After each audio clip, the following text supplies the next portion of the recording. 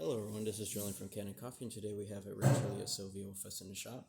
And I came in for a few issues, mainly that the pump on the machine, as you can see right here, this is the older pump, had given out, and you could just tell from the age of the pump and just all of this stuff on it that, yeah, it was giving out. It's from 2014, so we replaced it with a brand new one, and also replaced the hosing that goes to the pump. As you can see, it was just starting to darken, and there's a bunch of random stuff in there. And this is also the hose that goes to the OPV valve, or the expansion valve that's located on the side of the boiler. So I replaced both of those. Now, on top of that, we did a tune-up on the machine. This machine definitely really needed one. The actual showers, or the distribution plate, was completely clogged with coffee. And then, of course, the shower screen just being full of coffee also.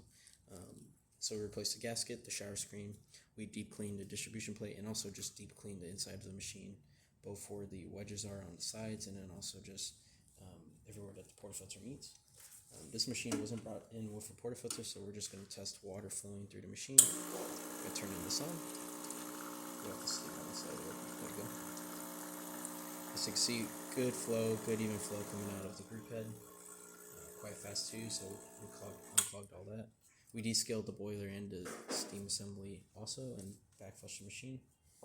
Now we're going to quickly turn on the steamer just to test that function. Now that it's warmed up to the steam function, we're going to open the steam on. A little bit of water runs out, but after that, it's quite strong because it is a one-hole steamer, so you can tell it's good stuff. That's about it for this repair. So like this video and channel, leave a like, subscribe, and hit the bell. Thanks for watching.